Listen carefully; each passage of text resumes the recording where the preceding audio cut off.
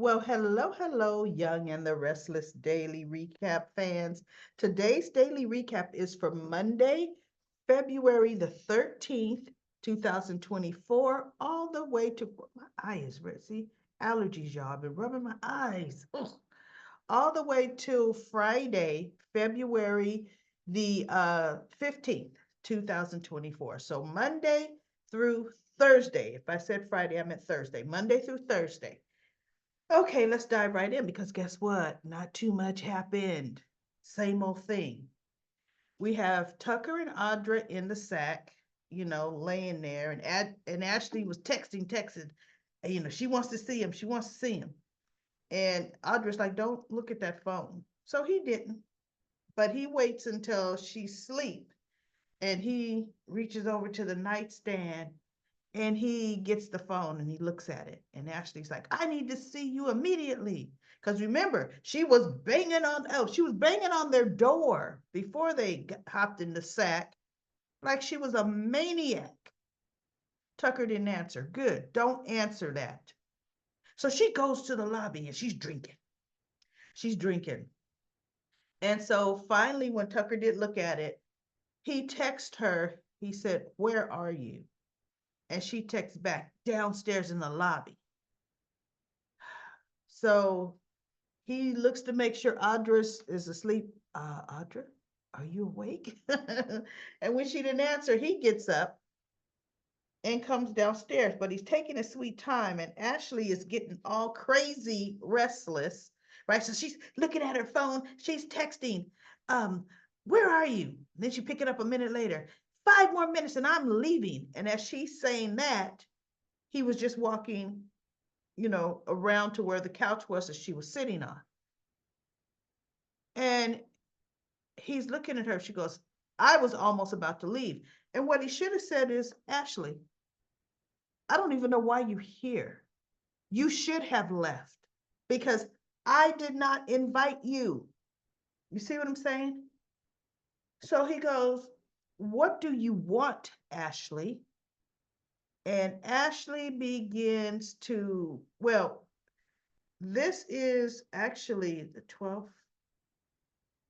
This is the 12th that I'm actually starting at. Monday, the 12th. Yeah, I'm starting at Monday, y'all. I was messing that up. Monday, February 12th through Thursday, the 15th. Okay. So before she gets there, she's at home. Everybody's trying to talk some sense into her. So I'm backing up. I'm reeling it back up. And she is just going unhinged. And the look on Jack's face is like, what is happening with my sister? And so Tracy is trying to talk some rational sense into her head. You all are turning against me. You all have, you're on his side. And they're like, we would never be on Tucker's side, Ashley. We're always 100% here to support you. However, Tracy says, Ashley, I did speak to the rest of the staff. They corroborated Tucker's story. Then he paid off the whole restaurant. He's got enough money to do it, you know. Tracy says, okay. Here's the thing, Ashley. They all said the same thing. They never changed their stories. None of them saw it or explained that there was broken glass and a chair thrown. None of them, Ashley. And the way I was talking to them face to face, they were not lying. How can you say that? How do you know? She goes, okay, Ashley, let me tell you this. I offered to pay them more money than Tucker paid them. And they didn't take the money. And so Ashley's like, well, that's because, what is she, so stupid, irrationalist? And so Tracy says, look, they didn't take the money because Tucker had never paid them. And they were not the kind of people that felt they needed to be paid to lie. Ashley, So we need to sit down and we need to just, as a family, we're here for you to work through. Oh, she just really goes into this irrational, mentally off stable tyrant. And she's just, yeah, you are. Oh, and Jackie and Diane's looking like, ooh, what? Right? So then when they leave, she just, I'm leaving. And Tracy's like, Ashley, please don't go. Please don't go. You know? And she leaves. And Diane was the only one. Tracy's like, we need to get her to see the truth. And Jack is like, she doesn't want to see the truth. And Diane's like, let her believe what she wants to believe. She was like, look, you all pushing her ain't helping. It's not. So I don't think you're going to get her to see any rational reasoning here. And Tracy just looks at Diane like, look, she's not your sister, right? So she takes off, and that's where she goes to the hotel. Now, we have Chelsea. She's at Society. Billy meets her there. And she tells Billy she heard back from the school. And it's worse than they thought. And Connor needs help. And this, that, and the other. And they still say, that we should not go, that we need to still let them handle it. And I'm like, are you kidding me? Are you kidding me? They're saying your son is worse off than they thought, right? But still, no, wait till Parents' Day. Are you out your mind? Both her and Adam needed to see. She's telling Billy this. She didn't tell Adam. They both need to get in the car, her and Adam, and fly to that school. Fly to the school to assess their son. Now, no, they're not professionals. They can't assess him mentally. But a parent, when we look at our kids eyeball to eyeball, that maternal, paternal instinct says, okay, you know what? This school might be a good school, might be rated high, but right now I'm looking at my child that has been in this school's care, and my child is not doing well. I'm taking my child with me, and I'm going to get my child some more, maybe more intense professional help. We're going to find out and get to the bottom of what's going on, right? That's what should happen. She's sitting there drinking wine early morning, telling Billy this, and she doesn't know what to do. And she, that Connor should be able to pull through. I mean, I just said, oh my God, you got to be kidding me. You've got to be kidding me. So I just shook my head with that whole, and then Billy's back in every single thing about, you're doing the right thing. The schools are professionals. They can handle this. Are they really? No, they're not. And their son is getting worse. So they're not handling it well at all. So shut up, Billy. You can't even tell what your son, your 13, 14-year-old son, he's probably 14 now, what your 14-year-old son and your 10-year-old daughter, you can't even tell how they're doing today, what they looking like, Billy. Because see, you got them all shipped off to boarding school. And what you gonna wait till Parents' Day to video chat them? See, to video chat them. You never heard Billy or Victoria talk about they just came from the kids' school visiting Johnny and Katie. No. Oh, I can't get with all of that. So Victor talks to Victoria. Oh, just complaining about Jack Abbott being Nikki's sponsor. Jack Abbott. And Victoria said, Dad, if that what mom says she needs, that's what mom says she needs. Jack knows her history. Jack is a friend. Jack cares, right? Oh, Victor still blah, blah, blah. So Nikki comes out and she talks to Victoria and Victor, and they're saying, sweetheart, don't get all worked up. We don't even know if that Jordan woman is alive, right? And because Victoria said, any word on Jordan? He goes, no, my security team hasn't, turned up anything. She probably didn't make it from the fire. And Nikki said, yes, she has. She's alive. And they said, wait, how do you know? Because she called me earlier today and she was playing that same old burlesque music that I used to strip to. She's alive, very much alive. And Victoria's like, okay, so that means she's on her way here. And Victor, I'm not going to allow her to hurt my family. I'm not going to allow her to get near my family. Oh, like the other times before, Victor? But you're not going to allow it. So, Billy is talking to Chelsea now. Remember Chelsea and Billy were talking. He decides that his mother has no stake in that, no permanent stake with Chancellor Winters. Yes, she is the 50% holder, right? But there's nothing that represents her. And he says, I say we change the name to Abbott Winters. And Chelsea looked at him and she goes, "Oh, so you're trying to stake your claim on the company, huh?" And he goes, "No, my mother needs representation." And she says, "Oh, and it doesn't hurt that your last name is Abbott too, right?" And he just looked at her and he kind of smiled. He goes, "No, this has nothing to do and everything to do with my mom, and I thought it has everything to do with you, everything to do with you."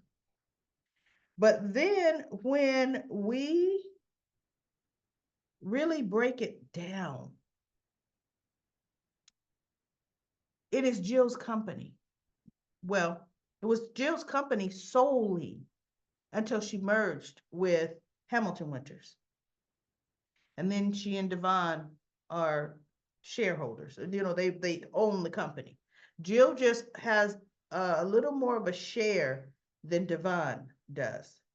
And that's simply because Chancellor Industries was much larger than Hamilton Winters. Okay. I was never mad at the fact that Jill was the majority. Jill has had that company, owned it for goodness over a decade now. So when you honestly think about it and dissect it, she can change the name of her own company. Okay? She's just though changing the lineage of the chancellor name being represented in the company. Because remember, now they're bringing on Chance, who's a chancellor. Devon's not a chancellor, but his grandmother was a chancellor. But honestly, Chancellor Industries was Philip's father's, Catherine's husband's company, right? That was his company. She inherited or had a stake in it, right? Because I think Catherine was the one that had the money, right? Her husband ran the company. And when he died, she inherited it all. The responsibility fell on her. Okay. Devon is Catherine Chancellor's son, but Tucker McCall was never a chancellor, who was Devon's father, who was Catherine's son, Tucker. So Devon is not in the chancellor lineage as far as the last name bloodline chancellor. Devon is not, because Tucker is not. But Chance is through Jill's son, Philip, because she had that, had the affair with Catherine's husband. So they have the true bloodline. So I said, you know what, Billy? If they do that, so be it, because there are no chancellors except for Chance, who never wanted nothing to do with anything till now. And it's Jill's company. She can name it whatever she wants. If she has her legacy is actually through the Abbott Chancellor name. So it's through both. It's through her son, Philip Chancellor, and Billy Abbott. That's her legacy. And Jill goes by the name of Jill Abbott. Well, because for one, John was her, the latest husband versus Colin. Remember Payne's father. So we'll see. That they just brought it up. That's going to be a source of division and contention for a while. We'll see what Jill does. So Nikki goes upstairs while Victoria and Victor are still talking. She's laying down trying to sleep, and she has a nightmare. And she wakes up and she calls Jack. Jack, and he goes, Nikki, are you okay? Jack, I'm not doing well, Jack. Today was the worst day ever, Jack. Jack, I need help. I need help, Jack. And so Jack says, I'm here for you, Nikki. I'm here for you anytime. You are getting help, and you will get all the help you need. Now, Victoria, when she was downstairs talking to Victor, you want to know what Victoria said? Victoria says, why don't we put mom into rehab? Finally, rehab. So what Victor says is, no, not with that Jordan woman on the loose. The safest place for Nikki is here. And so Victoria says, yeah, you know what? You're right. You're right. And in my mind, I'm like, see, the way they make Jordan just be able to do anything. She's another musician, magician, can just do magical, mystical things. If they sent her to a rehab in Switzerland, somehow a woman with no money would all of a sudden now be in Switzerland in scrubs, walking into the rehab place where Nikki is. See, just that kind of unrealistic stuff. Because see, the answer would be to lock her, not lock her away, but look, those rehabs she couldn't leave. They're very secure and have a security detail on her outside the facility. 21 days to help get her dried out and go through those withdrawals, alcohol withdrawals. But no. I want her here with me. So no, that's not the answer. So now we're back to, remember I said Ashley, and Ashley Tucker comes downstairs and he's talking to Ashley.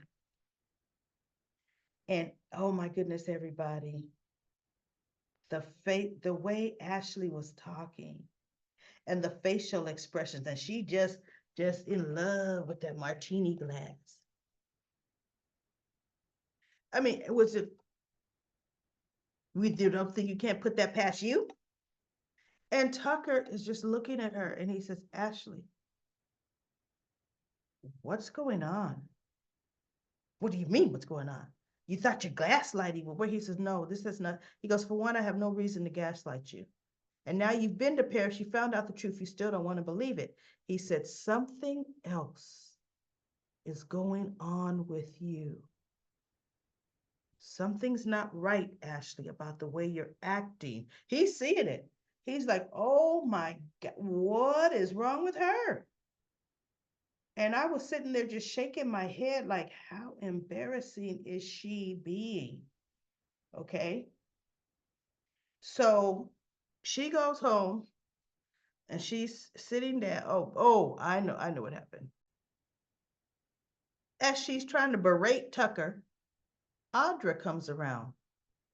Here you are, Tucker.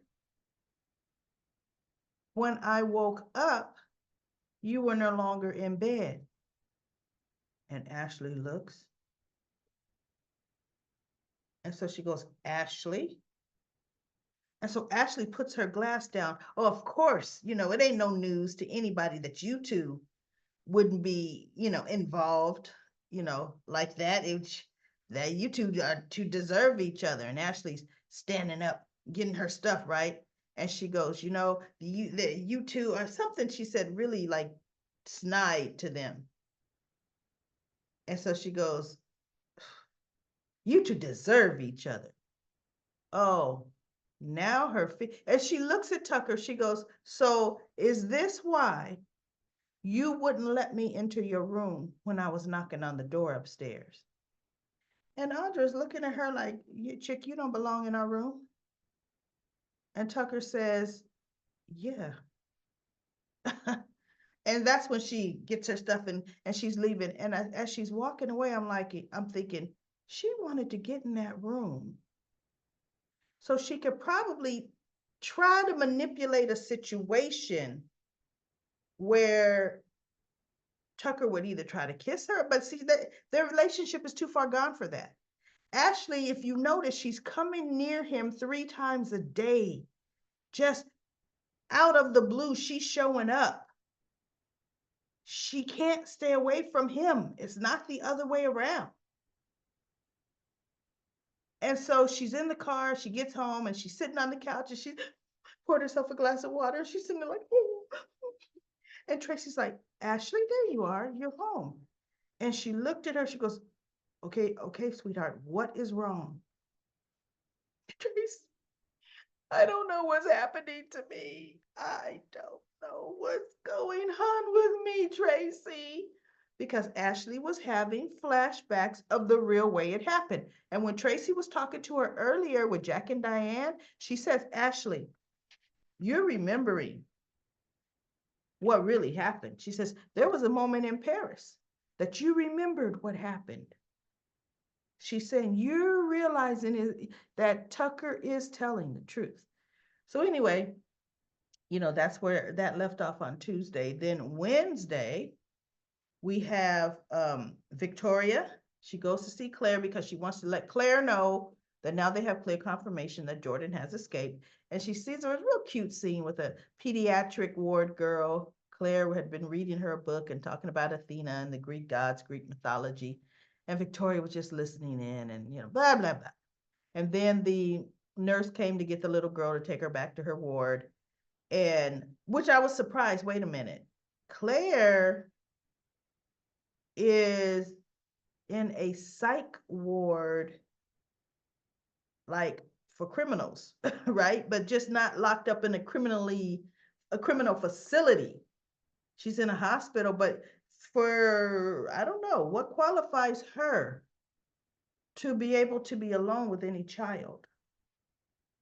I didn't get that part. Now, see, to me, that should have been some kind of day room, table, other people around for that little girl's safety. Yeah, I didn't like that. Was bad writing, 100% bad writing. So her and Claire talk and she tells her about Jordan. Claire says, yeah, I believe it because Jordan said fire's the best distraction and blah blah blah. So Victor comes in to see her and she goes, oh, Mr. Newman. He goes, you're part of the family now, Claire, you can call me Victor. He ends up telling her that next time Jordan calls, he goes, I don't think Jordan's going to call me again because I hung up on her and I told her she was dead to me. He goes, well, she does. You tell her that I'm very remorseful over what happened with her sister Eve and I would like to meet with her. And Victoria says, wait, Dad, hold on. I don't like the fact that you're trying to use Claire as a go-between in the middle of this. Claire needs to have nothing to do with Jordan. It could set her back with all the progress she's making. And he goes, I'm not telling her to seek her out. I'm just saying if Jordan contacts her again to give that message. And so Claire says, if she does, I would be happy to give that message to her, Victor.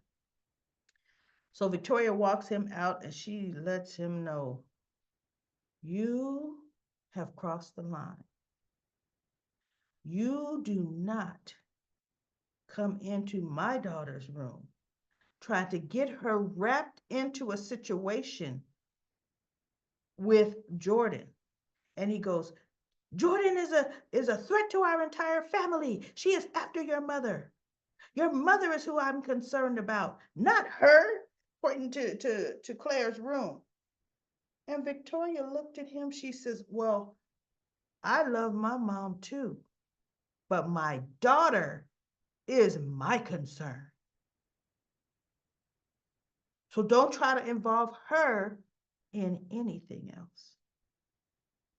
And he just looked at, you know, I will protect my family. And he just walks off, right? So Victoria comes in and she apologizes to Claire for what Victor did. And Claire's like, I'm fine. I don't mind if Jordan reaches out to me, I will pass the message on to Victor. Okay. So Lauren shows up first day. She comes to the ranch. She's trying to get up to speed on Audra's workload. And of course, Nikki didn't know nothing Audra did.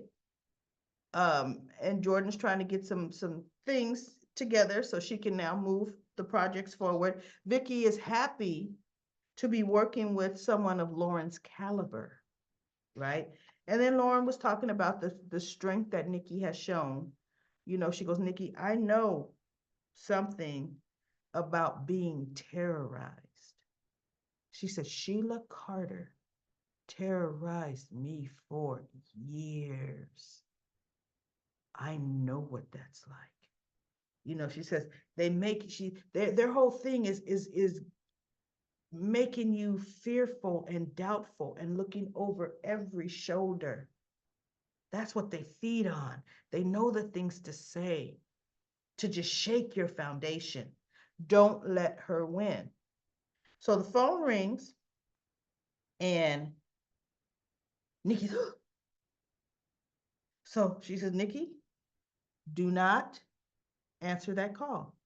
You do not owe Jordan anything by answering the call. And so Nikki says, I know. She answered it.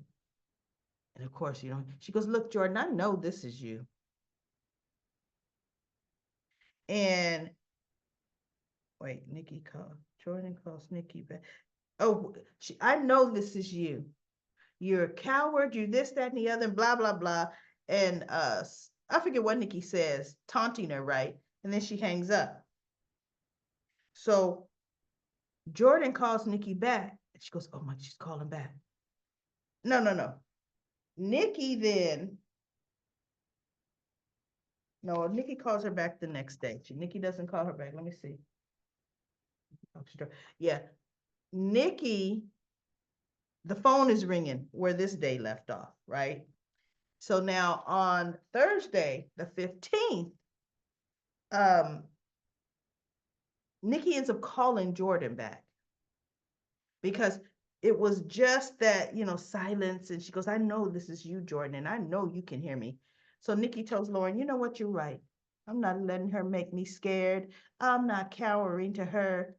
And she goes, good for you. I see your strength. And then she picks up the phone. She goes, what are you doing, Nikki? I'm calling her. And Lauren is like, Nikki, I don't know if that's a good idea. She calls Jordan. And she tells Jordan, look, Jordan, whatever she's telling her, you're nothing but a coward. You like to hide behind a phone. Why don't you come to the ranch? And then we can handle this face to face. And Jordan says, well, Nikki, let me tell you something. You don't call the shots. You don't make the rules.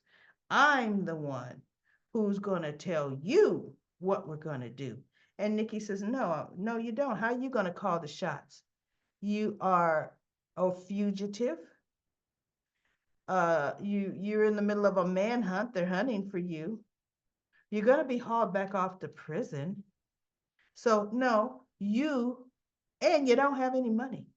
You don't call any shots. And then Jordan says, see, she's going, oh, the booze is getting to you now. It's so crazy how she's trying to dig into Nikki's head. She's clicking her fingers around, it's giving you a false sense of security. She goes, oh, I haven't had a drop to drink at all. She's like, but you, on the other hand, You think you can get me, come get me. But I got another thing coming for you. She goes, because see what you probably doing. You're hanging out at some dive bar, Jordan, on the outskirts of town. Okay, that's what you're doing. And so Jordan says, don't be so sure. I am closer than you think. And so Lauren gets up and Nikki's like, she's closer than I think. Lauren is looking, she don't see her outside. And so Nikki says, no, you ain't that close. She said, but either way, I'm not afraid of you, nor do you dictate my actions. And so Jordan says, you are never going to see me coming. All right? You're never going to see me coming. So then guess who's drinking in the bar, in the little shady bar, the same bar that Nikki was passed out at yesterday. See, had Jordan been there the day before, she'd have been able to kidnap Nikki again. Seriously. That's how ridiculous Nikki, her and her going off on her own to sneak a drink. Guess who's sitting there drinking and looking at his cell phone with the last text that he had texted Nikki? Seth, the sponsor. And he's drinking. So he looks up and Jordan is standing up looking at it. Now, yet again, everybody, yet again, soap opera writing. For one thing, is Jordan going to approach every single person in that bar? How would she know to single out Seth? See, how would she know that Seth is a recovering alcoholic? People sponsor, no doubt. How would she know that? How would she know that that's her into Nikki? See, AA doesn't publicize, oh, on a board, Nikki Newman, sponsor, Seth whatever. Ooh, and this line his name out, right? They don't do that. It's anonymous. But they're, see, remember I said magician. Miraculously, she's fallen right into all of this. Miraculously. I can't stand it when soap operas do that. Because in reality, no, it doesn't work like that. Reality, they know she's coming to Genoa City, the authorities. I don't care if you put a wig on or not, glasses on or not. She still looks like Jordan. I'm sorry. She still looks exactly like herself, right? So anyway, Lauren, Nikki's telling Lauren, let's go out for lunch. And she goes, Nikki, that's not a good idea. Because Jordan already told you she's closer than you think. So we don't need to leave the security and safety of the ranch.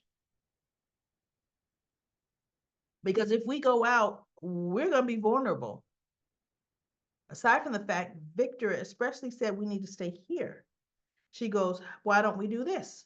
Why don't you call Jack? We will get Jack to bring us over lunch. Right? So Nikki goes, well, okay, I suppose that is a good idea. So Jack comes, he brings lunch, and he and Lauren are talking. Nikki is in the back, in the bathroom, I guess, or in the back. And she says, thank you so much, Jack, for coming, you know.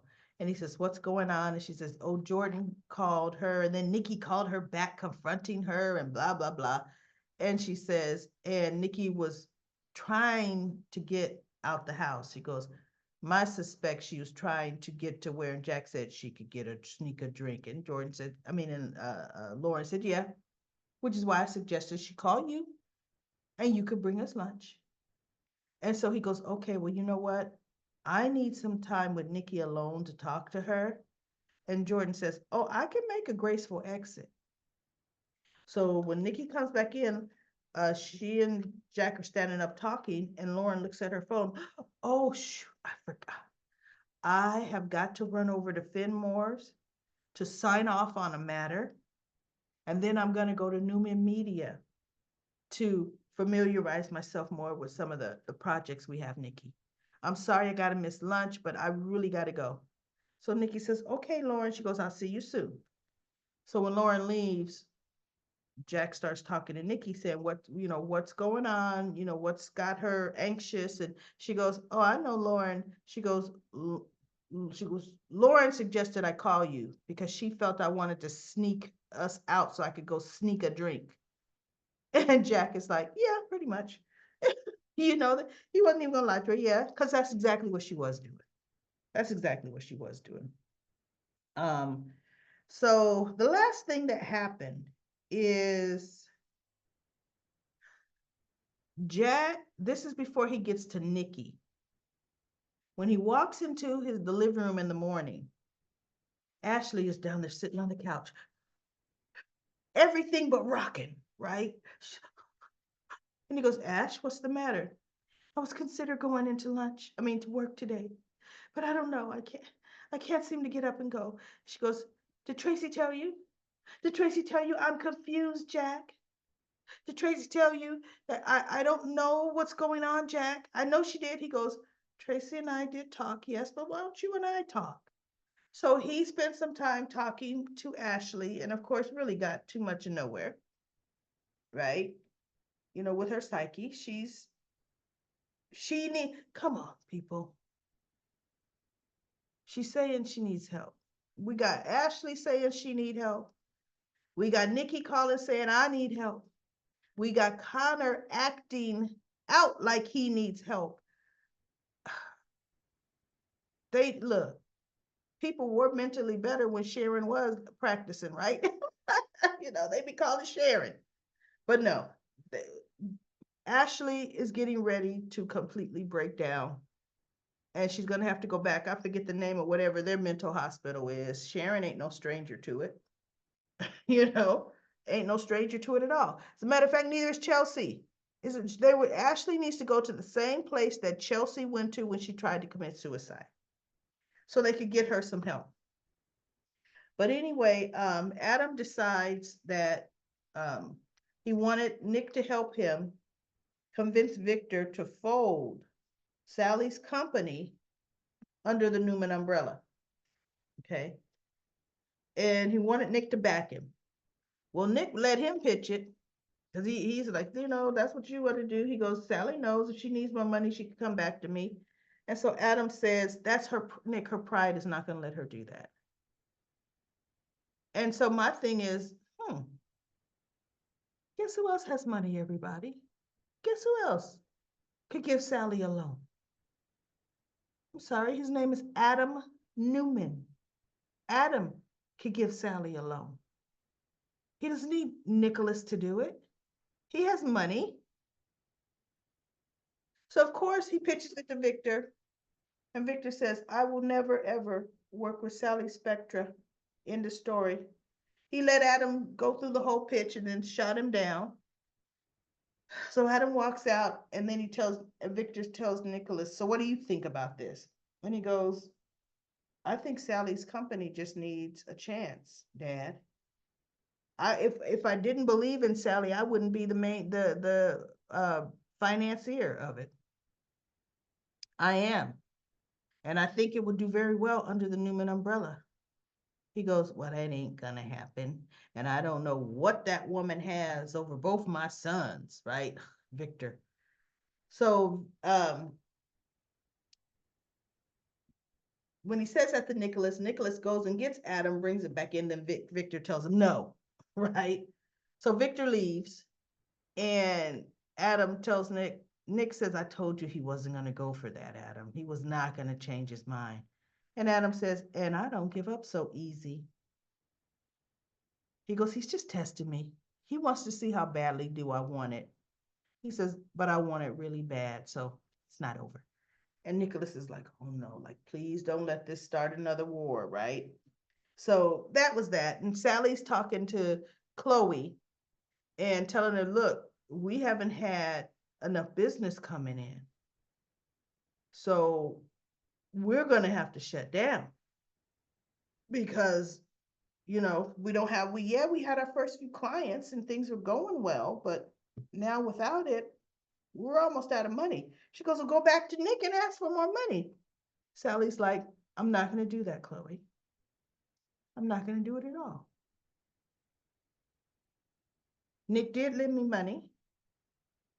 He helped get this off the ground, but I'm no. And I'm surprised you suggested that to me. And then she started to make a dig a bit about Sally and Adam. And so Sally said, you know what? Adam and I are doing just fine. So what I want you to do is not talk about it. She tells Chloe, that's a conversation and a topic that we just won't, it'll be off limits for us. And Chloe just looked. Okay. See, and Sally needed to do that. She needed to shut Chloe up and back her up because Chloe goes overboard with what she feels entitled to be able to say about Adam and Sally's relationship. So I'm happy Sally this time around is letting her know, no, let's not, don't even go there, Chloe. Stay out of it. So that was one good thing. But you know what? Who cares about Sally's company? And let's be real, everybody.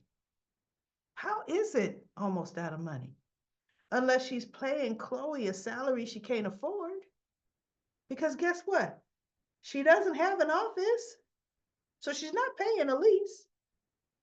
She has paid, I mean, the clients that she's had have paid her for her services, meaning she's made a profit for her services, right? So therefore, she's had very low overhead. And I don't understand how she could be out of money. I don't get that. But anyway, everybody, let's go to comment corner. I got one comment here. I am says Connor needs to live with his parents. I'm with you, I am. He has had so many upheavals, he seeks stability. You're right. And then I am says Ashley needs to be where Connor is getting mental help instead of trying to defame her ex. And this is why did Tracy go home? I'm so confused. I would have stayed. Jack is a phone call away. Instead of Jack, call her daughter. I know if you noticed that, we have not seen Ashley and Abby interact. And then I am says Nikki needs to be in rehab with Claire.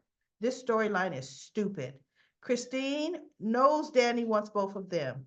He kisses Phyllis back, grins like crazy at her. Yes, he does. He actually looks happier with Phyllis than Christine. Daniel is a poor excuse of a son. He never has Phyllis's back. Danny is single. Christine isn't even divorced. She's not divorced in the least little bit at all. 100% right, I am. All right, everybody, that's it for my, well, multiple days recap of The Young and the Restless.